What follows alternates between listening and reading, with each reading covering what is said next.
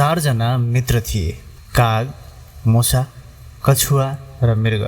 एकपटक मृग जालमा पर्यो, एकपटक कछुवा समातियो, एकपटक मुसा सङ्कटमा पर्यो।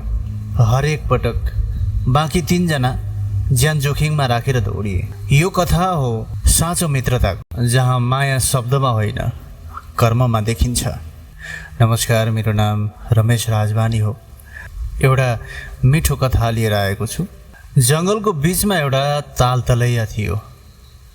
पानी सफा थियो, यति सफा कि तालको माटो पनि देखिन्थ्यो। किनारमा घाँस थियो, हरियो मुलायम। माथि रुखहरू थिए, छाहारी दिँदै।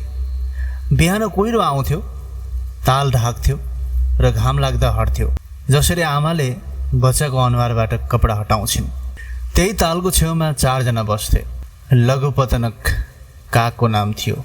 कालो, चतुर, रुखको सबैभन्दा माथिल्लो भागमा। उसले एकैसाथ तीनतिर देख्थ्यो, आकाश, जङ्गल र पानी। र अर्को थियो हिरण्यक नामको एउटा मुसा, सानो, खैरो। तालको किनारमा एउटा पुरानो ढुङ्गा मुनि बिल थियो उसको। उसका दाँत धारिला र अथक थिए। र अर्को थियो मन्थरक नामको कछुवा थियो, ढिलो, भारी। तालको पानीमा आधा डुबेर बस्थ्यो, न पुरै पानीमा न पुरै किनारमा। र अर्को थियो चित्राङ्ग नामको मृग, रातो र खैरो, आँखा ठुला। जङ्गलबाट आउँथ्यो, पानी पिउँथ्यो र फर्कन्थ्यो। तर एक दिन फर्किएन ऊ। केही दिनपछि त्यो मृग आयो फेरि। अरू दिनभन्दा फरक, खुट्टा ढिलो थिए, आँखा चारैतिर थिए। पानी पिउन झुक्यो तर पिएन। कागले माथिबाट हेऱ्यो, मुसाले बिलबाट हेऱ्यो, कछुवाले पानीबाट हेऱ्यो। तिनैजनाले देखे मृगका खुट्टा काँपिरहेका थिए। कागले हाँगाबाट उड्यो, मृगको छेउमा बस्यो र भन्यो, के भयो? मृगले पानीतिर हेऱ्यो र भन्यो, शिकारी छन् जङ्गलमा। मैले उनको खुट्टाको आवाज सुने र बोली पनि सुने। कागले आकाशतिर उड्यो, एक चक्कर लगायो र फर्कियो। उसले भन्यो, तीनजना छन् पश्चिमतिर, अहिलेलाई टाढा छन्। मुसा बिलबाट निस्क्यो, कछुवा किनारमा आयो। चारैजना पहिलोपटक सँगै बसे। त्यो दिनदेखि चारैजना त्यहाँ तालमा बसे। काग माथिबाट हेर्थ्यो जासुस जसरी, मुसा जमिन मुनिबाट हेर्थ्यो गुप्तचर जसरी, कछुवा पानीमा बस्थ्यो शरण जस्तै, मृग जङ्गलको खबर ल्याउँथ्यो जसरी दूत जसरी। महिनाहरू बिते, चारैजनाको बस्ती बस्यो। एउटा रुख, एउटा बिल, एउटा ताल र एउटा किनारा। एक दिन बिहान कागले तल हेऱ्यो, मृग थिएन त्यहाँ। उसले पर्खियो, एक घडी, दुई घडी, मृग आएन।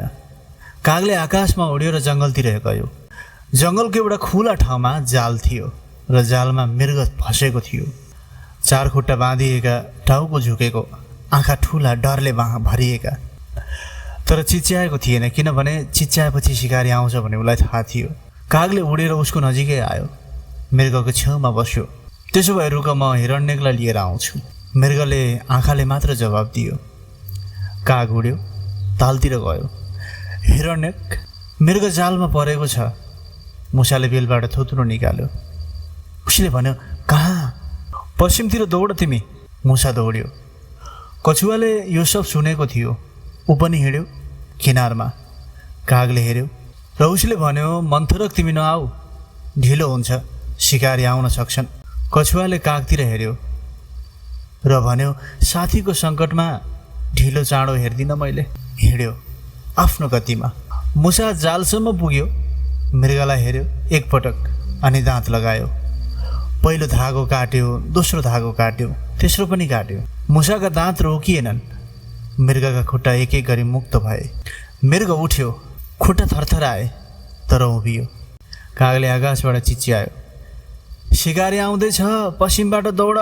मृग दौड्यो, मुसा दौड्यो, काग उड्यो। तिनैजना तालतिर गए। तर कछुवा अझै बाटोमै थियो, ढिलो र भारी। शिकारीहरू आए, जाल खाली देखे र रिसाए। वरिपरि हेरे र देखे कछुवालाई आउँदै गरेको।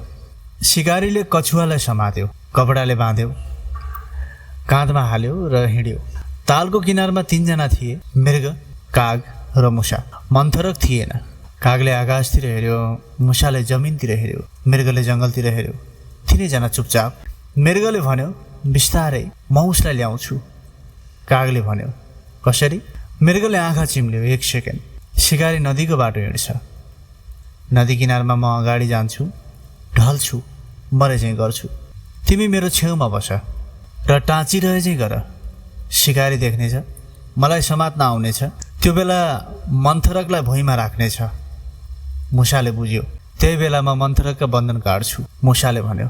काग पनि उड्यो अगाडि, मृग दौड्यो सिकारीको बाटोतिर, मुसा दौड्यो छाया जस्तै। नदी किनारमा मृग ढल्यो, खुट्टा फैलाए, आँखा आधा चिम्ले, जिब्रो निकाल्यो। काग आयो, चुच्चोले ठोक्यो र नाकमा पनि। सिकारीले देख्यो ठुलो मृग मरेको। उसका आँखा चम्किए। कछुवालाई भुइँमा राख्यो, हतारमा मृगतिर दौड्यो। मुसा निस्क्यो झाडीबाट, कछुवाको बन्धनमा दाँत लगायो। एउटा गाँठो काट्यो, अर्को गाँठो काट्यो, अर्को गाँठो पनि काट्यो र मुसाले भन्यो, मन्थरक पानीमा अहिले नै। कछुवा नदीमा खस्यो, छपक्क डुब्यो। मृग उठ्यो र दौड्यो। काग उड्यो, मुसा दौड्यो पनि। सिकारी रोकियो बिचमा। अगाडि मृग थिएन, पछाडि कछुवा पनि थिएन, माथि काग पनि थिएन। भुइँमा मुसा थिएन, खाली हात, खाली बाटो। नदीको मोडमा चारैजना भेटे, मृग, काग र मुसा र पानीबाट निस्कँदै गरेको कछुवा। कछुवाको खोलमा अझै गाँठोको निशान थियो। कसैले केही बोलेन। मृगले टाउको झुकायो कछुवाको छेउमा। कछुवाले आँखा उठायो। मुसाले कछुवाको खुट्टा छेउ बस्यो। काग हाँगामा बस्यो, माथिबाट हेर्दै। घाम ढल्दै थियो, तालको पानी सुनौलो थियो। चारैजना आफ्नै ठाउँमा, तर सँगसँगै। यो कहानीको सन्देश थियो, साँचो मित्रता भनेको सुखमा साथ हुनु होइन, सङ्कटमा आफ्नो सबैभन्दा ठुलो शक्ति लगाउनु हो। यो कथाले हामीलाई 5 अमूल्य सत्य पनि दिन्छ। 1 नम्बरमा, हरेक साथीको आफ्नै शक्ति हुन्छ। कागले आकाशबाट देख्यो, आँखा उसको शक्ति। मुसाले धागो काट्यो, दाँत उसको शक्ति। मृगले सिकारी भुलायो, गति उसको शक्ति। कछुवाले पानीमा लुक्यो, खोल उसको शक्ति। साँचो टोलीमा कोही पनि कमजोर हुँदैन, हरेकको शक्ति फरक हुन्छ। र 2 नम्बरमा, सङ्कटमा ढिलो चाँडो हेरिँदैन, हेरिन्छ त केवल मन मात्रै। कछुवा ढिलो थियो तर गयो। कागले रोक्न खोज्यो, तर कछुवाले भन्यो, साथीको सङ्कटमा ढिलो चाँडो हेरिँदैन। यही एउटा वाक्यमा मित्रताको परिभाषा छ। 3 नम्बरमा, योजना र साहस दुवै चाहिन्छ। मृगले योजना बनायो, आफ्नै ज्यान जोखिममा राखेर।